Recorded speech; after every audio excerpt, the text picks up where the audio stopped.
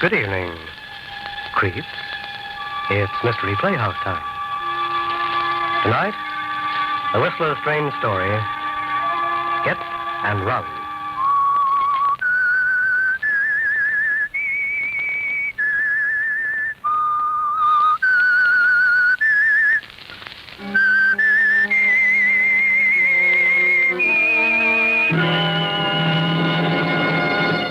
It was a quiet night for San Francisco, almost too quiet. The fog, drifting in from the Pacific, had hung lazily over the city streets at first, then settled down heavily, thicker and thicker, blotting out everything. There was something ominous about it, even to an old San Franciscan like Hilary Gaines. And although he wouldn't admit it even to himself, he was wavering. Mildred's nervousness when he'd stopped by to pick her up made it worse. Here it was, he kept telling himself, the moment they'd both been waiting for, planning for, anticipating for so many months. The moment when she'd make the break with her husband once and for all. Pack her bag and go away with Hillary. Yet something felt wrong somewhere.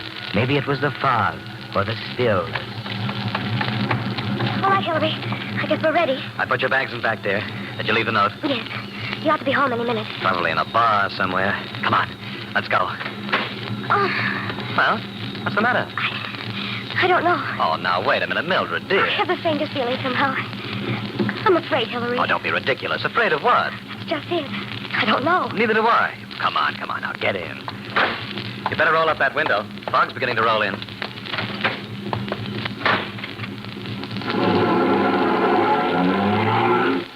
Now, darling, you've just had a case of nerves. You're excited. I don't know. I keep feeling something's going to happen. Something has happened. You've left that no-good husband of yours. You've played nursemaid for 6 years, and now it's over. Yes, it's over. What a way to end it. Sneaking off like this, leaving a note on the dining room table. Well, what's wrong with that? Well, I might have been more above board. Oh, forget it, Mildred. You don't owe him a thing. No, I guess I don't. Maybe I should have had it out with him. Told him I was leaving and wanted a divorce. Hillary, do you think we're doing the right thing? Oh, for the love of Mike. Mildred, we've had this out a dozen times. I don't want to go over it all again. I'm sorry, dear. I didn't know I was going to feel like this. You're still not sure, huh? No. Okay, if you're not sure you want to go through with it, if you want to go back to that no-good heel, I'll take you back. No, Hillary. I don't want to go Then back. what do you want? Can't we do it some other way? As long as you don't know what you want, You're going back? I'm taking you back. And if there ever is a next time, make sure you know what you want. This blasted fog, I can't see. Slow down, Hillary. What time is it? It's 5-7. What time does George get home? 7 usually. We might make it. Now that you're going back, I'd just as soon he didn't see that note. Oh, good heavens, I forgot all about it. He's probably home by now. I know it. Oh, Hillary, if he... Look out, that man! Oh, you hit him. Here he is, over here. Mildred, it's your husband. Tommy. Oh, Tommy. Shut up. We've got to get him to a hospital. Wait a minute. No, it's too late for that. He's dead. I told you. I told you there's something wrong. It was all my fault, Hillary. It's all my fault. Mildred. Now, shut up. And listen. There's nothing we can do for him now. We've got to get out of here. What? Wait. People know about us, Mildred. They'll never believe it was an accident. They'll say we killed him on purpose. Oh, come on. I'm going to take you home.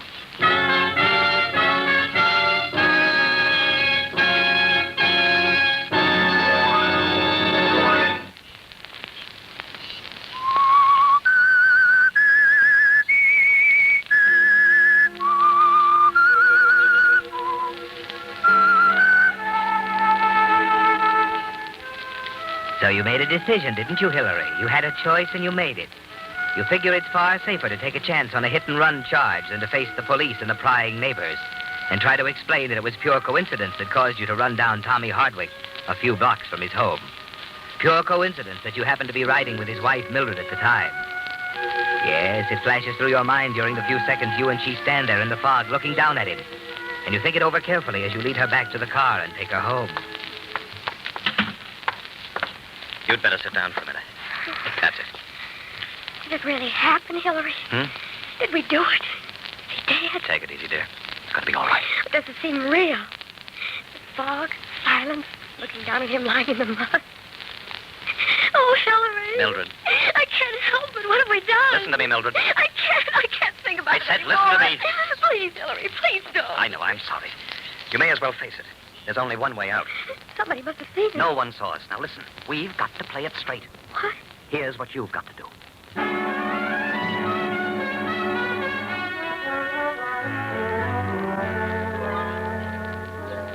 Hello? Robinson Finance Company, please. Hello? I'd like to speak to Mr. Harbert, please. This is his wife. He's gone? When did he leave? But that's 2 hours ago. I don't understand.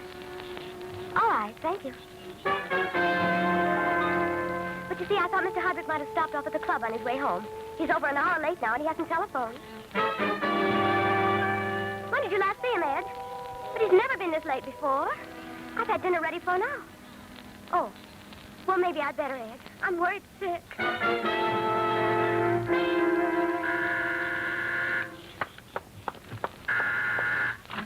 Mrs. Hardwick? Yes? Nolan, police headquarters. Oh, something wrong? Mind if I come in? No, please come in. Thanks. Sit down. Thanks. What is it, Mr. Nolan? I've got a tough job, Mrs. Hardwick. Sometimes I think I ought to be in the haberdashery business or something. Did you come to here and tell me that? No, I came to tell you that... Tommy, isn't it? Yeah. Something's happened to him. Can you take it? Tell me. He was killed tonight by a hit-and-run driver. Killed? Yeah, a man and a woman. What? I'm sorry, Mrs. Hardwick. Believe me, I'm not going to rest until we hook those two and throw the book at them. A man and a woman? Yeah, in a club coupe, we think. Happened about 8 blocks from here. They ran into him in the fog, stopped, got out, looked him over, then got back in the car and drove away. Someone saw them? Yeah, 2 people saw them. A lady in the apartment on the corner heard this crash and saw them out of her window. Couldn't tell much in the fog, but she gave us something to go on anyway. Oh, why didn't she? She was in the shower. And what about the other one? That's what makes us think there's something haywire somewhere. She saw them stop, pull up alongside a parked car. They ran back, checked the body, and then drove off. 10 seconds later, the lights in the parked car go on, and it drives off, too. Oh, Yes, it surprised me. Our prize witness was still sitting in that parked car all the time, and he hasn't showed up yet. But don't worry, Mrs. Hardwick. There isn't much we can do about your husband, but we're sure going to nail that guy and his girlfriend. Yeah, we'll make the inquest business as easy as possible for you. I'll call you tomorrow. thank you, Mr. Nolan. Okay. I know how you feel. If I were you, I'd call up a friend or something. It's a bum time to be alone. Thanks. Good night, Mrs. Hardwick. Good night. Hillary. Hillary! I heard it all. What are we going to do? The street was wet. Probably got tire tracks. Won't work. They know everything. Wait a minute. That woman in the shower, she couldn't have seen much in the fog. But what about Yes, the guy in the parked car. How will we ever find him? Don't worry about that, baby. He's probably going to find us.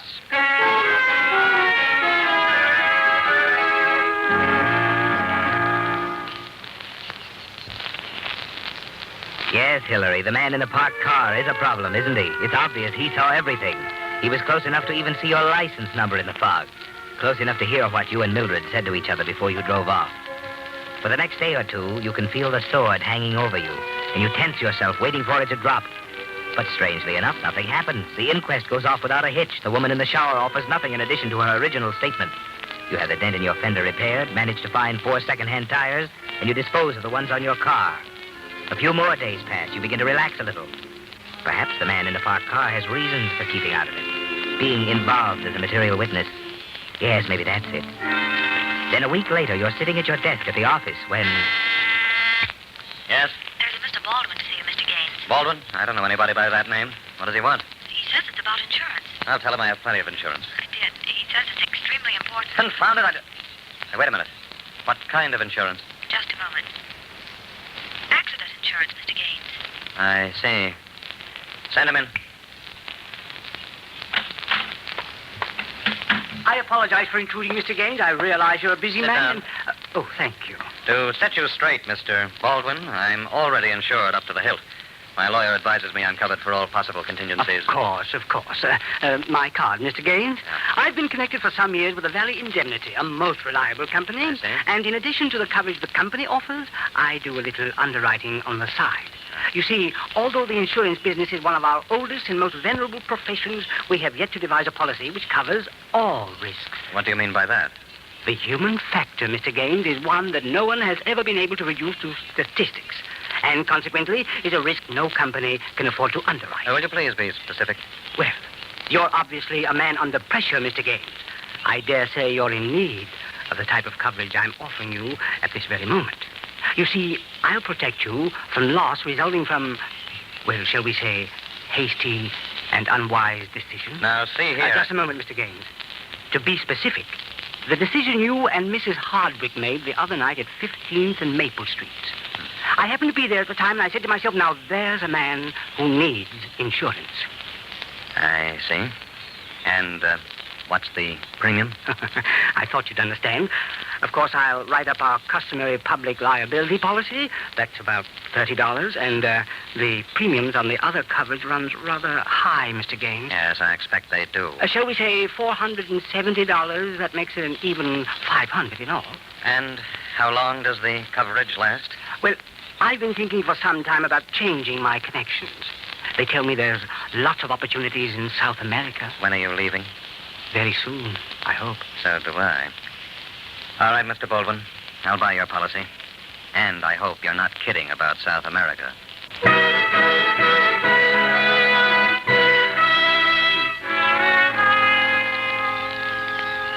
How much do you want this time? $2,000. I won't pay it. You would pay it, however, if you had my assurance that this is the last time? Yes, I expect I would. Very well. You have my word. I'll drop by this afternoon for the cash. Now, an oil well is one of the most profitable of investments, Mr. Gaines, and I'm sure you'll find this venture a wise one when you consider the future, of course. Oh, by the way, I expect to be leaving next week. $2,300. Congratulations, Mr. Gaines. You're part owner of the auspicious mine. It's too bad in a way that I've had to postpone my trip to South America until Friday, but so much the better for you. You dirty leech, get out of my office. Now, wait a moment, Mr. Gaines. I'll kill you. I knew you'd come to that eventually, so I made provision for it. You see, I've written a complete account of the unfortunate affair at 15th and Maple Streets to be opened and read publicly in the event of my death. You've thought of everything, haven't you? I'm pleased to think so. Now, I think it would be rather unwise for you to make another unfortunate decision, don't you? Especially in view of my projected trip to South America.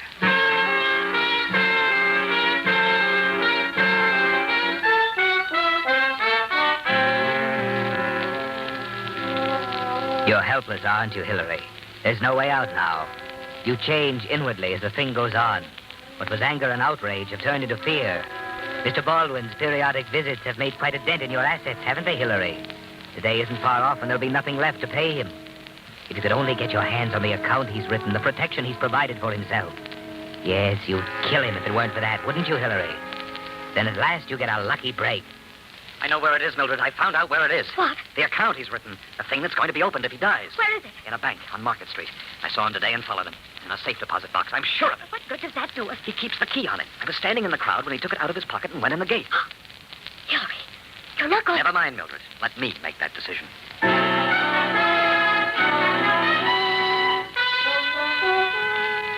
You've made that decision already, haven't you, Hillary? You've known for weeks that there was only one way out.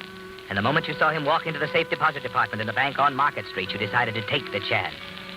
You follow him home a few days later. Note the garage where he keeps his car. Watch him as he walks the block and a half to his apartment on the other side of the street. That's important, isn't it, Hillary? He lives on the other side of the street from the garage. You were careful to notice he wasn't recognized at sight by the guard at the bank and gather that he hasn't been in the city long enough to be known. That fits, too, doesn't it? So it's all planned carefully when he calls you a few days later. Now, first of all, Mr. Gaines, I want to impress on you that I have my reservations. I'm leaving Monday for South America. Yes, of course. Now, there are a few matters I'd like to clear up before I leave. I must deliver your insurance policy, of course, and then Then there's the matter of the radium. Oh, it's radium this time, huh? Yes, an exploration company I'm incorporating. I'm sure you'll be interested, Mr. Gaines. I'll call on you sometime tonight. Look, if you don't mind, I'd rather call on you. Will you be home tonight? I expect to be home later in the evening. What time? About 10 or so. Is there some reason for this, Mr. Gaines? Yes, a very important one. I'll explain when I arrive. I see. Very well, Mr. Gaines. I live at 2201 March Way, apartment 308. All right, Baldwin, I'll be there. 10 o'clock. 10 o'clock.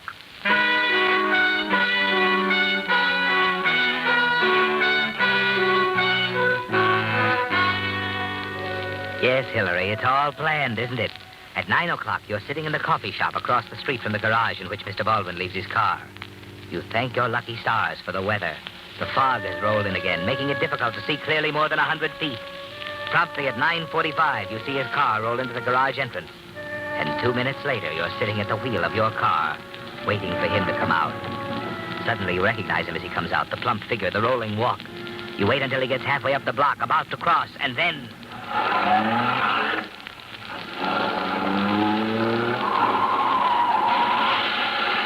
There's your payment, Mr. Baldwin. Yeah, dead all right. Now, the keys. Yeah, his wallet. There we are. Hey! Hey! What's happened here? Officer, I'm afraid Let's see. Looks like I killed him. Yeah, he's dead, all right. Good thing you stopped, though. I'd hate to see you pull hit and run after it was all his fault. Huh? Oh, these dumb pedestrians. What was that? I'll have to take your name, of course. Know who he is? What? No, I don't. Well, we'll have to check. Will I be held for murder? No, don't worry about it, mister. I saw the whole thing. Guy stepped out from behind a parked car in the middle of the block. No, we won't have to hold you.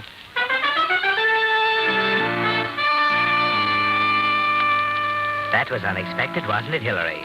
You can't help wondering about the unbelievable stroke of luck that night as you set Baldwin's driver's license before you and practiced his signature over and over again.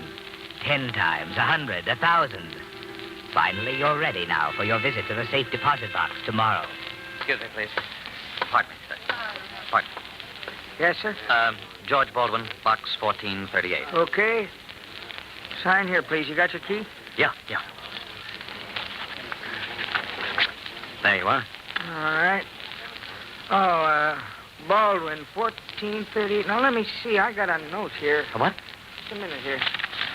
All right, here it is. It's about the rental on the box, 3.5, due on the 15th of last month. Well, I'll take care of it right away. Must have slipped my mind. Okay, this way, please. Yeah, thank you.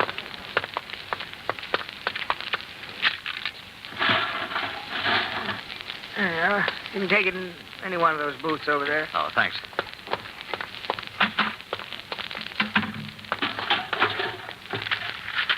Fines. Cancel checks. Ring.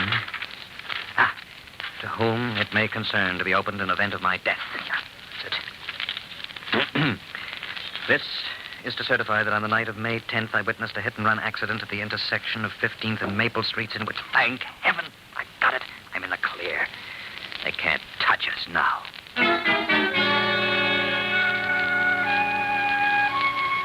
So things are looking up, aren't they, Hillary? It isn't hard to find answers for the routine questions they ask you at headquarters. You obeyed the law to the letter, didn't you? Stopped immediately, did everything you could for the victim, cooperated with the officer. You're sure now that they can't touch you, now that the letter marked to whom it may concern is gone, the wallet and the keys disposed of. Mr. Baldwin has been paid off, hasn't he, Hillary? In the only currency he understood. But a week later, when you drop by to see Mildred, you find her a little skeptical. Hillary, dear, you shouldn't have come. You know we agreed it was best to stay apart until Mr. Baldwin... Don't worry about Mr. Baldwin, Mildred. I told you he won't be back. But how can you be sure? He's a chronic liar. Everything he's told you, everything he's I promised. told you he's through. I had it out with him once and for all. Oh, I don't believe it. He'll be back. He won't stop until you've given him every penny you Mildred, have. please, forget Mr. Baldwin, will you? How can I? He's ruined everything. Who's that? I don't know. Answer it. I'll be in the bedroom.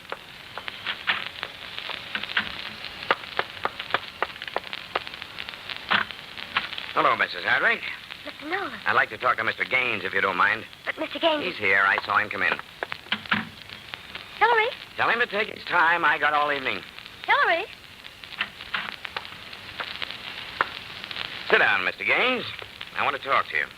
What's the matter? Just checking further into the death of Mr. Baldwin the other night. What? I thought you'd be surprised, Mrs. Hardwick. Gaines, we found something in Baldwin's pocket that might interest you. Here. That's an insurance policy. The report said you claimed you didn't know him, Gaines. This policy's made out to you. Well, guess I didn't recognize him. Sure. Well, Another funny thing. He puts his car in the public garage, locks it, walks out, gets knocked over a half block away, and his keys are gone. Somebody got to him and took them, huh? Somebody who wanted the key to his safe deposit box. Oh, wait a minute. You have no right to make an We know it was there because there was a notice in his pocket saying payment on the box was overdue. Well, what's that got to do with me? As a matter of fact, we checked the box, found that according to the timestamp on the bank slip, someone impersonating Baldwin visited the box 16 hours after Baldwin died. Not for money, understand. He left that. He was after something else. Now, if you were in my shoes, Gaines, how would you add up that column of figures? Henry. I can't He was see shaking you down, wasn't he? Well, wasn't he? Okay. You have the right to act dumb if you want to, but you better talk fast to a smart lawyer, Mr. Gaines. Because when you add a motive like blackmail to an accidental death, you get first-degree murder. We know the guy. We've been checking his record during the past few months, and we got a good idea he hit you for the biggest bite of all on the night he was killed. You see, a blackmailer's like a hit-and-run artist. The big bite comes just before he skips. And, there was something else in Baldwin's pocket, Mr. Gaines. A ticket on the next ship to South America.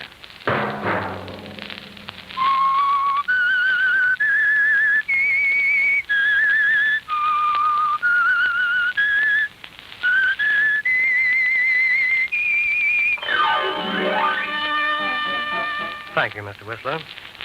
Now, this is Hunter Galloway saying good night. Sleep tight.